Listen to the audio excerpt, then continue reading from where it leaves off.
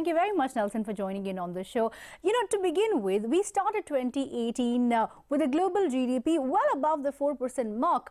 If we go into a full-scale trade war, by how much do you expect this to get eradicated? How do I expect a war to be eradicated? Nelson, I was saying, in terms of the global GDP, we entered 2018 well above that 4% mark. Do you expect global growth to get eradicated if at all we were to go into a full-scale trade war? Well, that is the question of the day. At the moment, all of the world's economies are doing well, particularly, of course, India's. But the United States economy has been doing well for the last several years. What impact will these tariffs have? I think we need to wait on the full Chinese response to know the answer to that.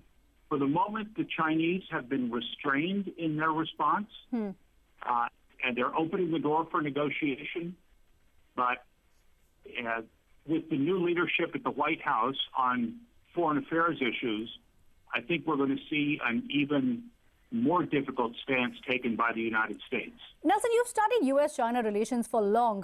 If negotiations don't go through, are you confident that we are expecting to see a trade war around the corner? And the question that many are asking is, are we already in the middle of a trade war? Well, the Chinese leadership is very experienced.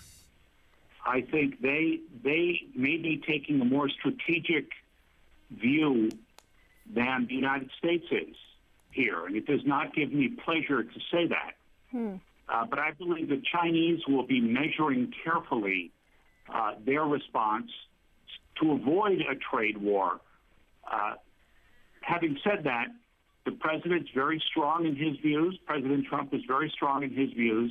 And on the issue of intellectual property, he does have the U.S. business community behind him. They do support his efforts on intellectual property, although they do not support the steel and aluminum tariffs as a general matter. Nelson, with this tariff imposition, do you agree? There is a brokerage house that had said that Trump administration has actually crossed lines that have not been crossed before. Is this the line that has been crossed?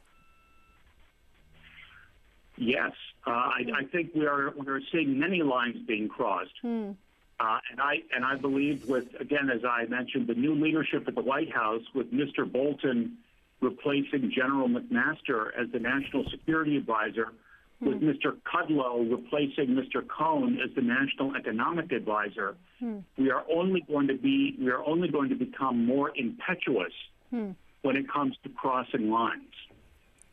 Okay. Nelson, before we wrap, a quick word from you on what the impact would be on economies like India.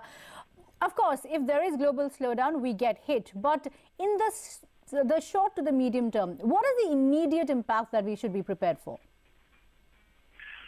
Well, I think that, first of all, India is in a strong position with the United States, in part because Mr. Modi has such a good relationship with Mr. Trump. That is a very important starting position for India.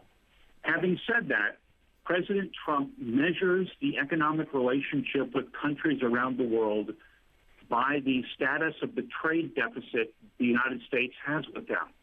India's trade deficit is substantial with the U.S., or your surplus with the U.S. is substantial, $30 billion U.S. every year.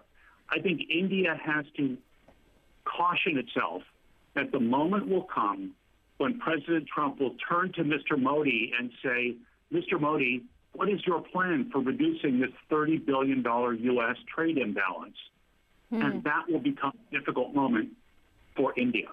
Nelson, that's an important point you have raised, that India will have to caution themselves. But we will have to wrap up this conversation, Nelson. Thank you so much for joining in with those important takes on what the impact would be and the ripple effect on countries like India. But let's